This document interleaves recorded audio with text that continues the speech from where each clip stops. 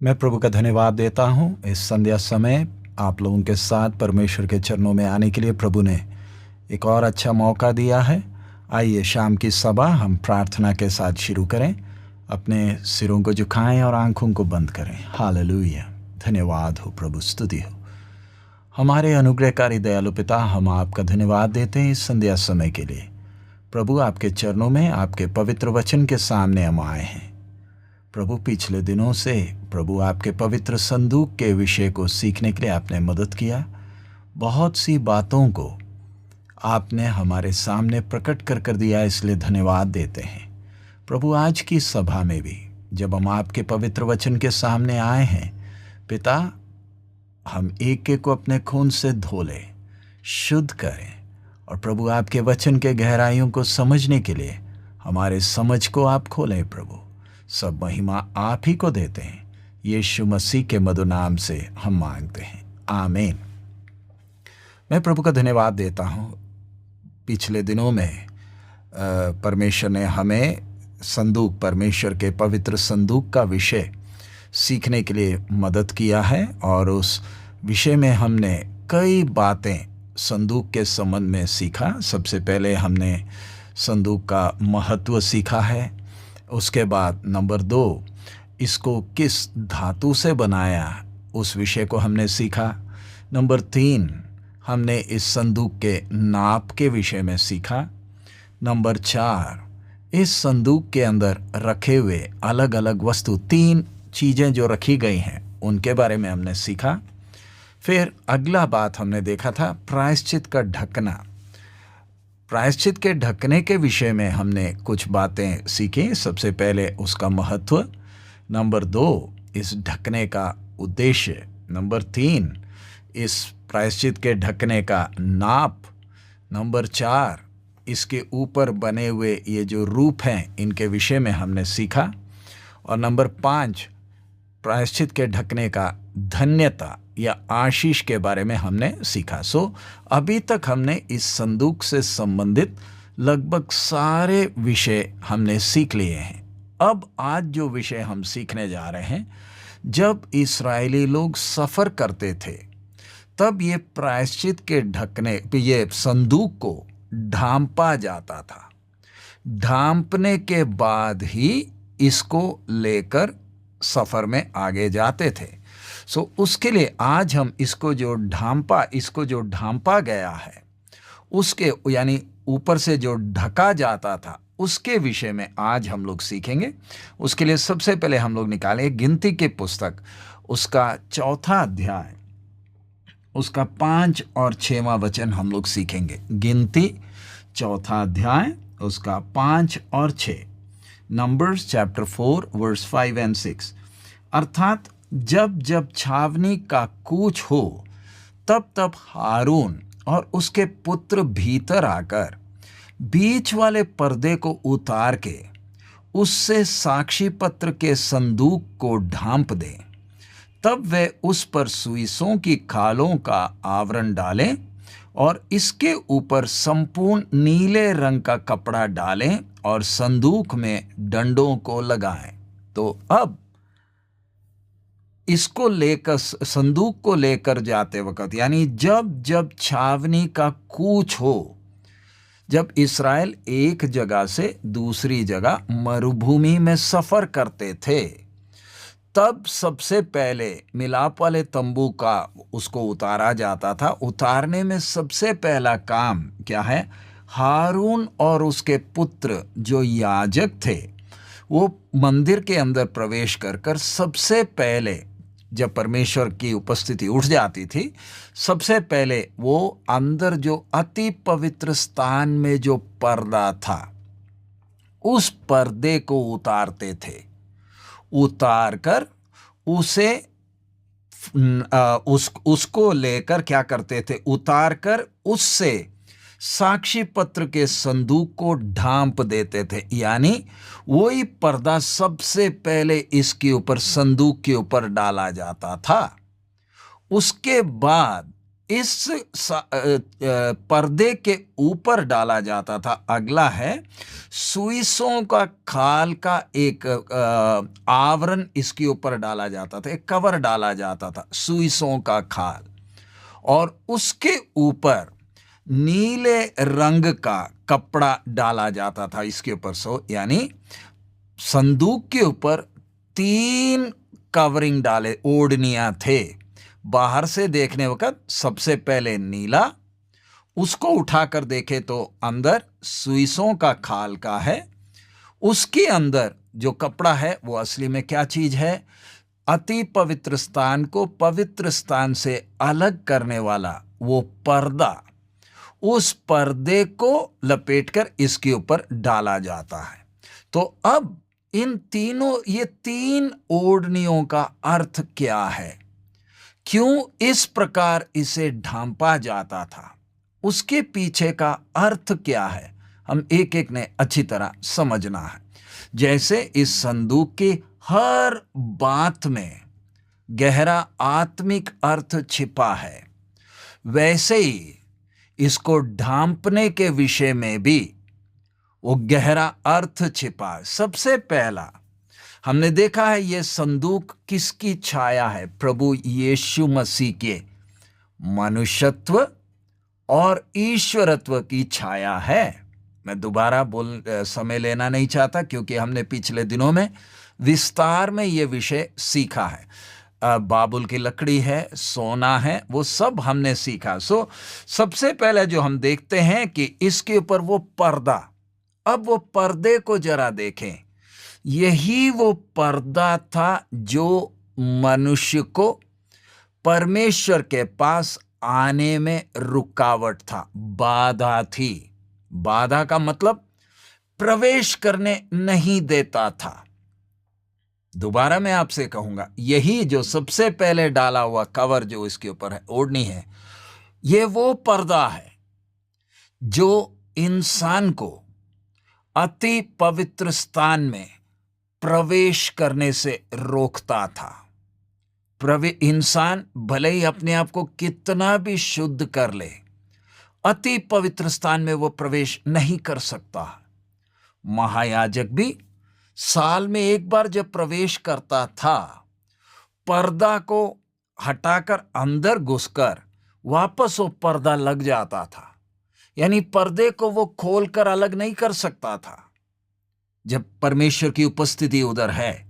हाँ, सफर करने वक्त ये पर्दा उतार लेते थे, क्योंकि परमेश्वर की उपस्थिति उठती थी, शकाइना महिमा जो थी। लेकिन ये पर्दा किसी को अंदर प्रवेश करने नहीं देता था।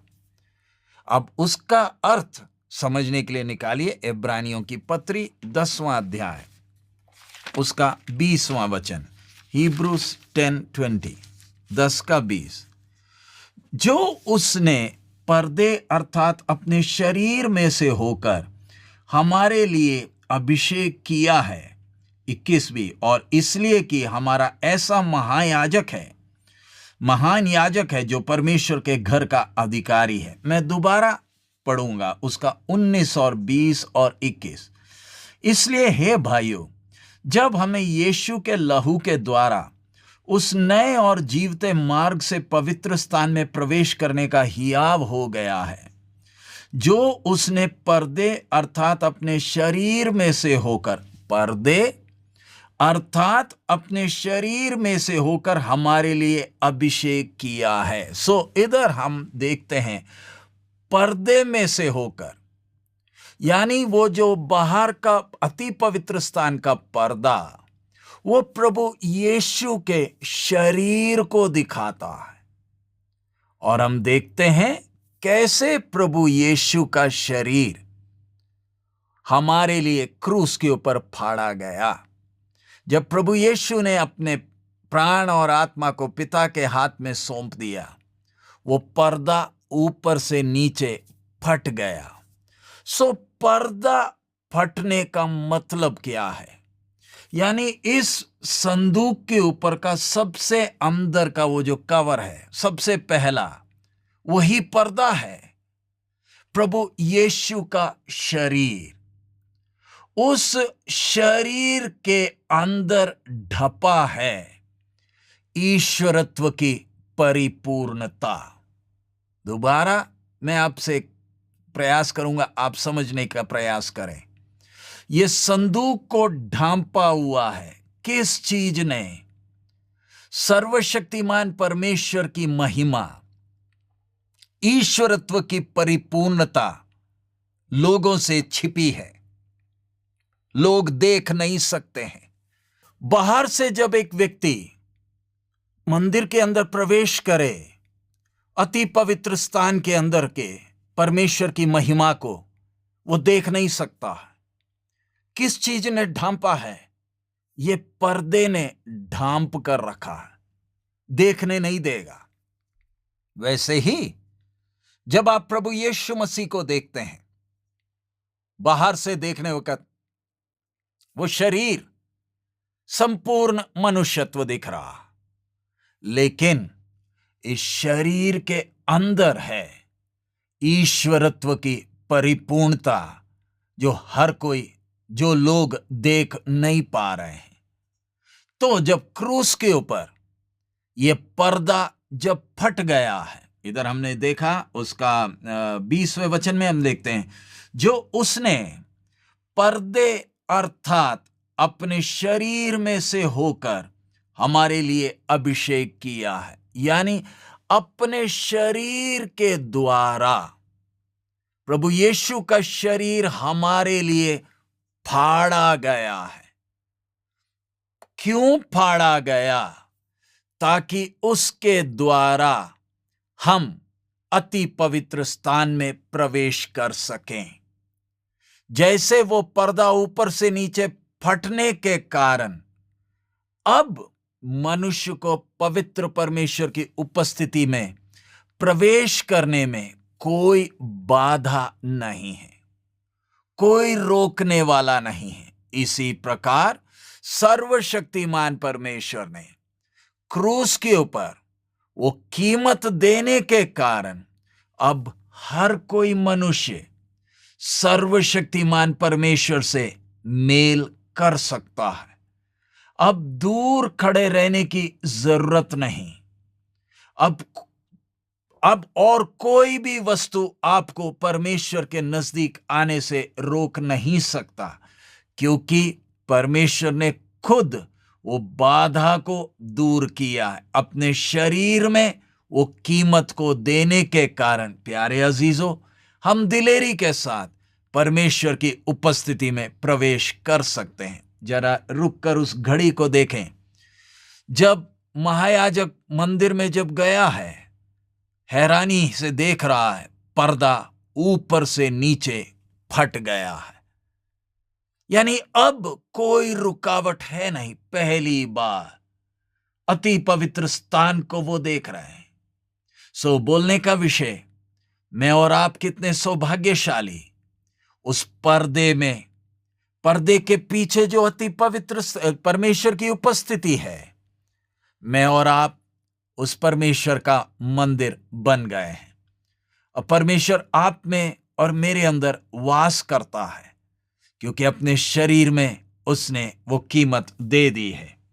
अब अगला हम देखते हैं, अच्छी तरह आपने ध्यान देना। प्रभु यीशु जब इस संसार में चल रहे थे, अब वो जो दूसरा पर्दा हम देखते हैं, दूसरा कवर हम देखते, ओढ़नी। ओढ़नी कौन सा है? सुइसों का खाल है। सो इस पर्दे के ऊपर सुइसों का खाल क्यों? और किसी जानवर का खाल नहीं है, शेर का नहीं है, या और कोई बड़े जानवर का खाल नहीं, सुइसों का खाल, यानी देखने वक्त आकर्षक बिल्कुल नहीं है। यानी वो कवर को आप, वो ओढ़नी को आप देखेंगे तो आपको लगेगा नहीं कि इसके अंदर कुछ बहुमूल्य चीज को रखा हुआ है।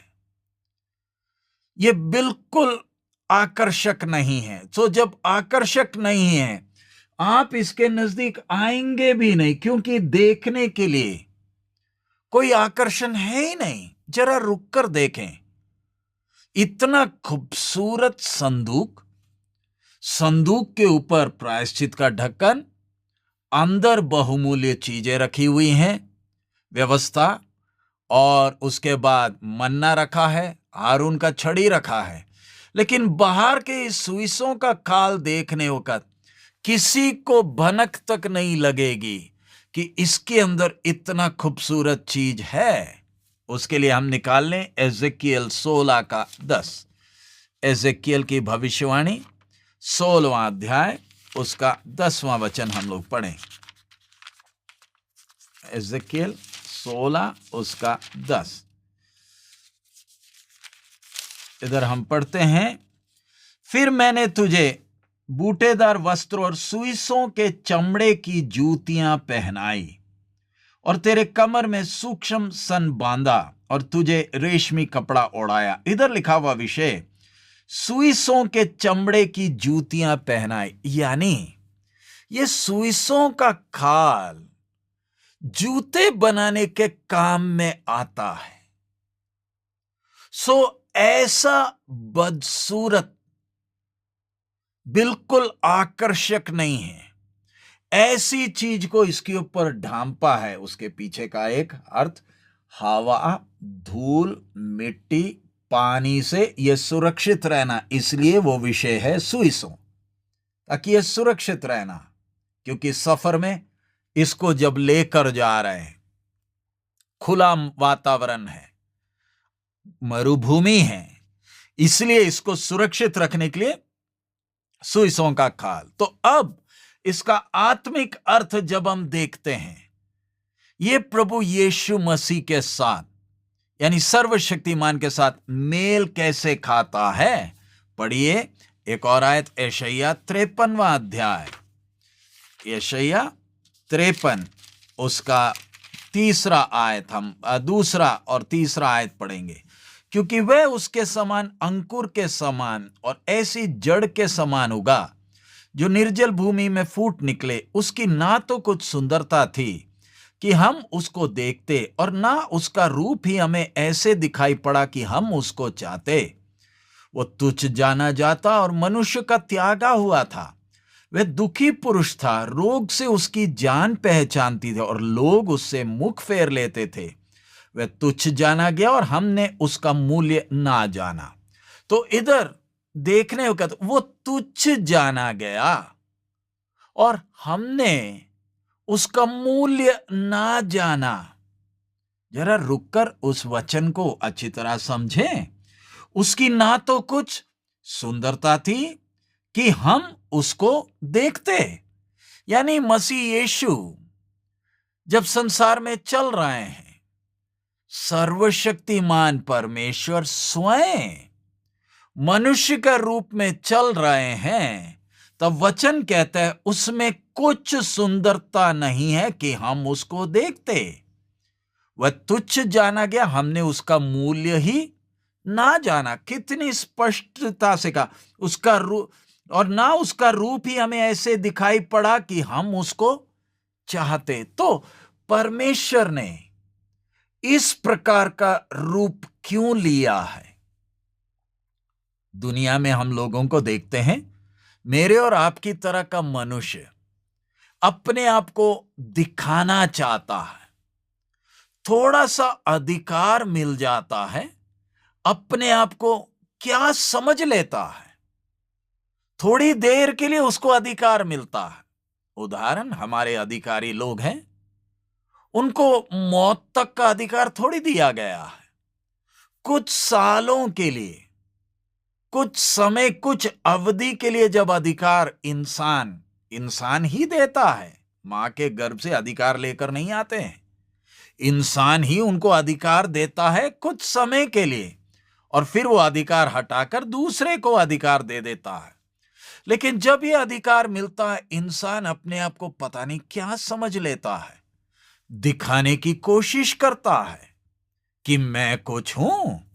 अपने कपड़े के द्वारा, अपने रहन सहन के द्वारा, अपने चाल चलन के द्वारा लोगों के सामने दिखाने का इंसान प्रयास करता है, जबकि वो सिर्फ मिट्टी है।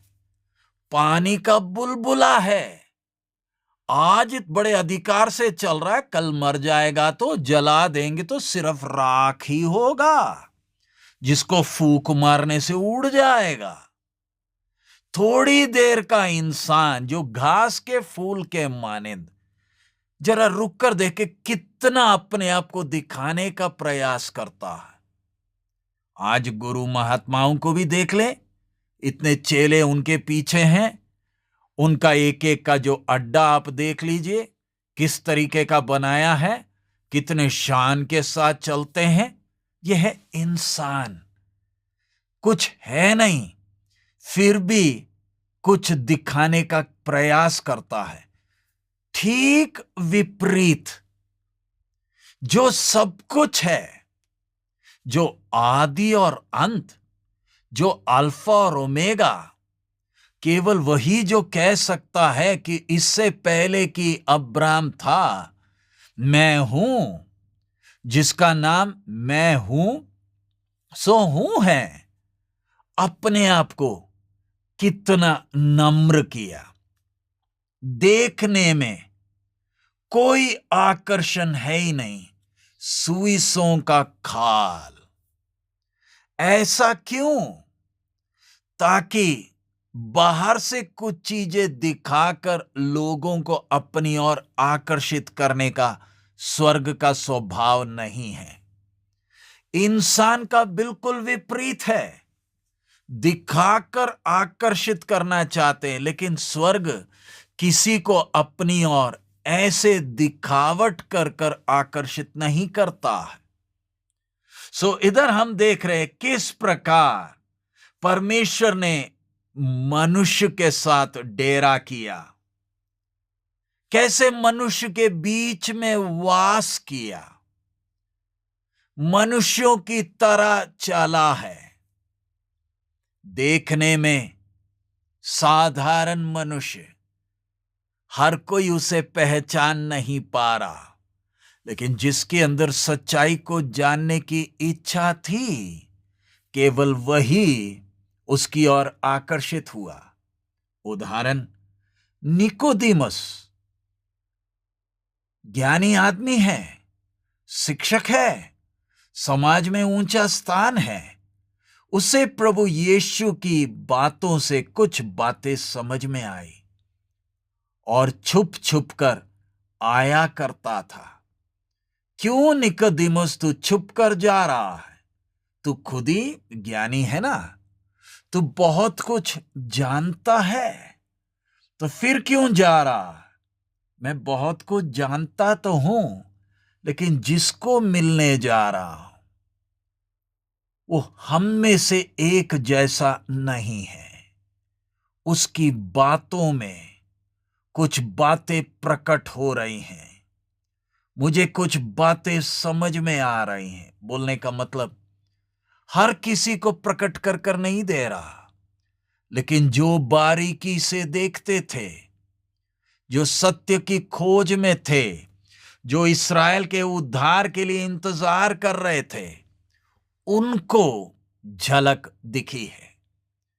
अब तीसरी बात जो हमने समझना है, बाहर से आ जाइए, गिनती 4 अध्याय, वही वचन जो हमने पहले पढ़ा था, गिनती 4:6 हम देखते हैं। उधर लिखा हुआ वचन, गिनती की पुस्तक 4 अध्याय उसका 6। तब वे उस पर सुइसों की खाल का आवरण डालें और इसके ऊपर संपूर्ण नीले रंग का कपड़ा डालें। अब सुइसों के खाल के आवरण के ऊपर सबसे बाहर से दिखने वाला चीज क्या है? नीले रंग का कपड़ा इसके ऊपर डाला है। बाकी किसी वस्तु के ऊपर ऐसा नीले रंग का कपड़ा नहीं, केवल संदूक के ऊपर ही, पवित्र संदूक के ऊपर नीले रंग का कपड़ा का आवरण डाला हुआ है। यानी दूर से जब एक व्यक्ति देखता है ये नीला रंग का कपड़ा, ऐसा क्यों? बारिश और आंधी और धूल से बचाने के लिए सुइसों का खाल है ना, तो नीले को तो उसके नीचे डालना चाहिए, क्योंकि खराब हो जाएगा। लेकिन परमेश्वर का काम, परमेश्वर की सोच हमारी सोच की तरह नहीं है। हर बात में आत्मिक अर्थ है। ये नीला रंग किस बात को दिखाता है? स्वर्ग, आसमान को जब देखते हैं तो नीला रंग सा दिखता है।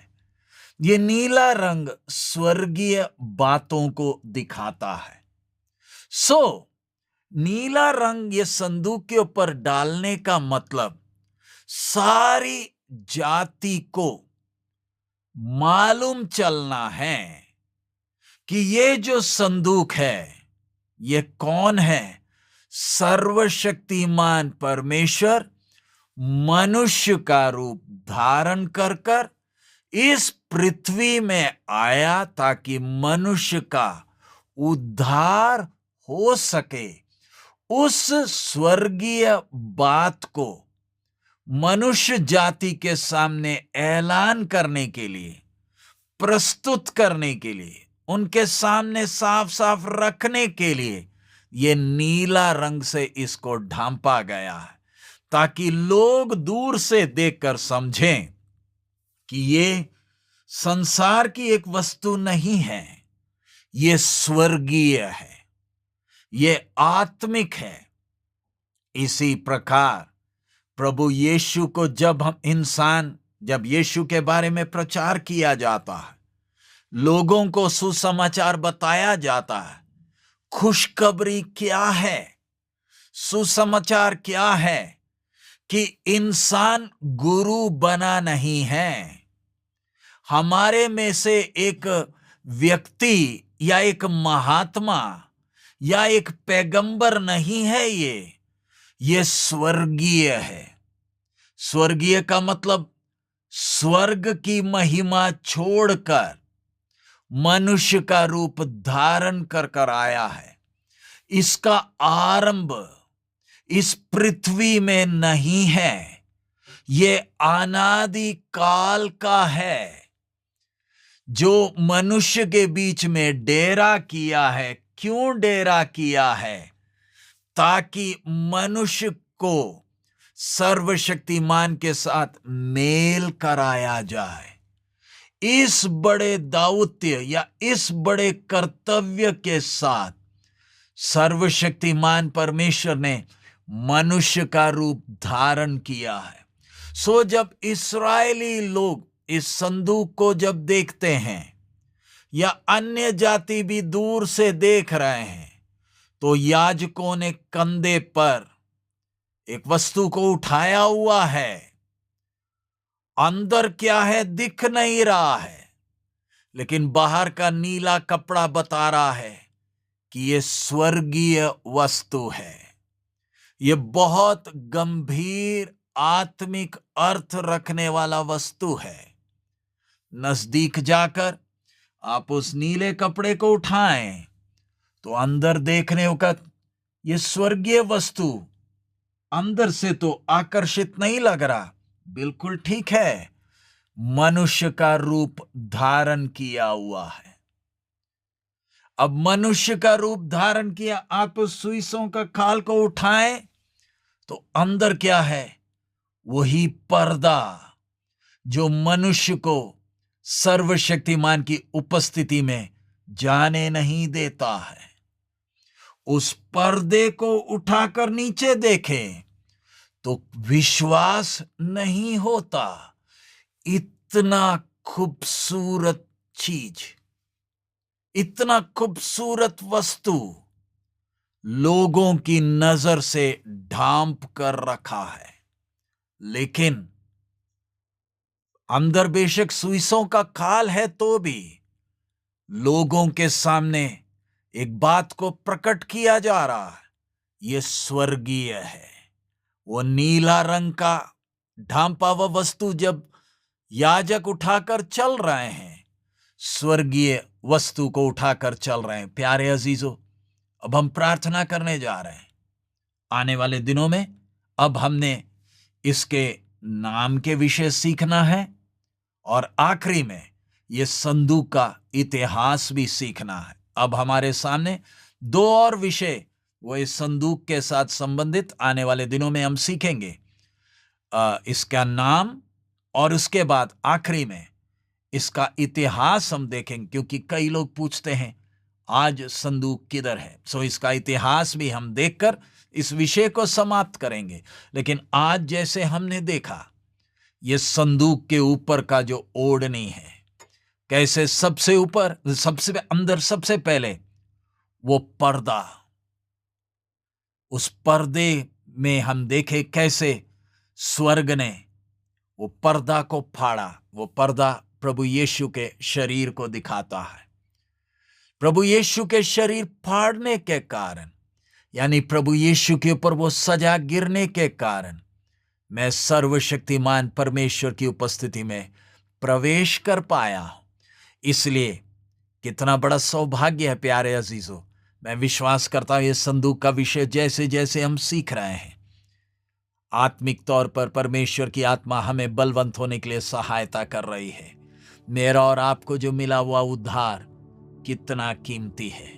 हम इस लायक नहीं थे, स्वर्ग ने हमें ये उद्धार दान में दिया है। आइए हम अपने सिरों को झुकाएं, प्रार्थना करें। हालेलुया।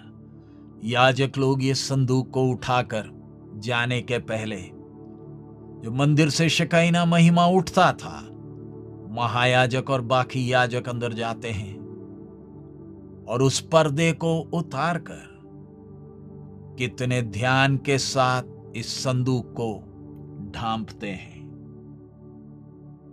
पर्दा डाल दिया, उसके बाद सुइसों का खाल से इसको ढांप दिया है। अंदर की खूबसूरती बाहर नहीं दिख रही। अब उसके ऊपर वो नीला कपड़ा डाला है। अब डंडे डालकर संदूक को कंधे पर उठाया जा रहा है। और जब संदूक जा रहा है, नीला रंग बात कर रहा है। क्या बात कर रहा है? ये स्वर्गीय है जो तुम्हारे बीच में डेरा किया है। मैं प्रार्थना करता हूं इन वचनों को परमेश्वर और गहराई में आपको प्रकट कर दे। आने वाले दिनों में आप भी ये क्लास के बाद आप बैठकर अकेले प्रार्थना करें। नोट्स लिखना काफी नहीं। ये क्लासेस हमारा ज्ञान बढ़ाने के लिए नहीं, वरन आत्मिक तौर पर हमें बलवंत करने के लिए है। हालेलुया। धन्यवाद हो हमारे अनुग्रहकारी दयालु पिता, हम आपका धन्यवाद देते हैं। संदूक के ओढ़नी के विषय में आज मनन करने के लिए आपने मदद किया। प्रभु, स्वर्गीय बातों को आपने किस प्रकार हमारे समझने की भाषा में प्रभु आपने लिख कर दिया, इसलिए धन्यवाद देते हैं। प्रभु, हम एक एक को ज्ञान और समझ दे ताकि हम इन विषयों की गहराइयों को समझें। प्रभु, जो उद्धार आपने हमें दिया उसकी गंभीरता को समझ सकें और प्रभु दूसरों तक इस सच्चाई को पहुंचाएं। आपको करीबी से जानने के लिए हम एक एक को मदद करें। सब महिमा आप ही को देते हैं। यीशु मसीह के मधुर नाम से हम मांगते हैं, आमीन। पिता का प्रेम, पुत्र का अनुग्रह, पवित्र आत्मा की सहभागिता हम सबके साथ अब से लेकर हमारे प्रभु यीशु के आगमन तक होती रहे। आमीन, आमीन। प्रभु आप सबको बहुत आयत में आशीष दे। अगर आपको इस संदूक से विषय कोई सवाल है, आप हमारे वेबसाइट में भेज सकते हैं। ये विषय समाप्त होने के बाद संदूक के साथ संबंधित कोई भी सवाल हो, उन सब का हम जवाब देंगे। आप हमारे लिए भी प्रार्थना करते रहें। प्रभु आपको बहुत आयत में आशीष दे। मारनाथा।